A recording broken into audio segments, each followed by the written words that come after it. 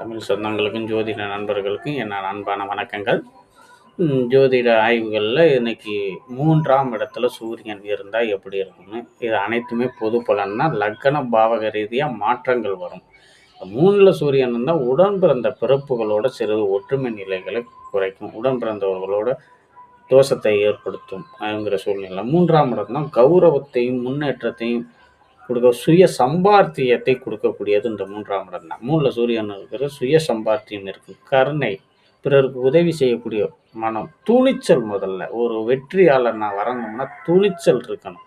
நீ வெற்றி பெறணும் அப்படின்னா நீ துணிவு இருந்த 3ஆம் இடம் துணிச்சலை விட இந்த மாடுபிடி வீரர்கள், போட்டி விளையாட்டில் உள்ள வீரர்கள், இவங்களுக்கெல்லாம் வந்து அந்த துணிகர செயலை கொடுக்கணும்னா அந்த 3ஆம் இடத்துல பலம் பெற்றிருக்கணும். 3ல் சூரியன் வந்து துணிச்சலை கொடுப்பாரு.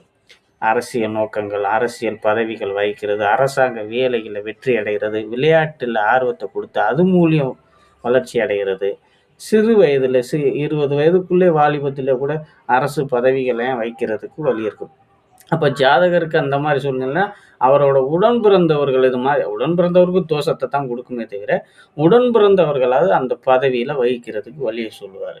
அரசு சம்மந்தப்பட்ட வேலைகளில் இல்லை அரசியலில் இருக்கிறது போகிறது, அரசாங்க பதவிகளை வகிக்கக்கூடிய சூழ்நிலையும் கொடுப்பார். அதே அளவுக்கு ஜாதகருக்கு உதவி செய்யக்கூடிய மனப்பான்மை எல்லாமே இருக்கும். கொஞ்சம் பிடிவாத குணம் இருக்கும், முரட்டுத்தனம் அதெல்லாம் இருக்கும். போட்டி பந்தயம் எல்லாத்துலேயும் வெற்றிகளையும் குமிச்சிடுவார். இந்த 3ஆம் இடத்துல பாவகிரகங்கள் இருப்பது மிக மிக நல்லதை செய்யுமே செய்கிற அதே அளவில் 3ஆம் இடத்துல ஒன்றுக்கும் மேற்பட்ட பாவகிரகங்கள் இருக்கையில் அவருக்கு இந்த கழுத்துக்கு மேலே பிரச்சனைகளையும் கொடுக்கும். தைராய்டு பிரச்சனை, உள்ளர சதை வளர்றது போகிறது, இந்த வலது காது பிரச்சனைகள், இந்த மாதிரி சூழ்நிலையும் வரும்.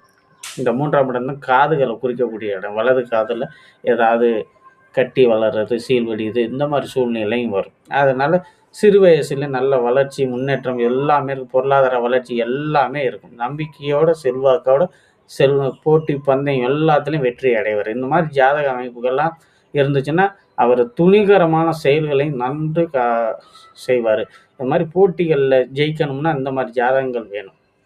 அப்போ தான் அரசியல்லாம் பெரிய அளவில் வர முடியும். விளையாட்டில் ஜெயிச்சு வருவார்னா இந்த மாதிரி அமைப்புகள் தான் வரும். அது மாதிரி இருந்துச்சுன்னா உங்களோட ஜாதகங்கள் இருந்துச்சுன்னா ஆய்வு பண்ணுங்கள். நன்றி, வணக்கம்.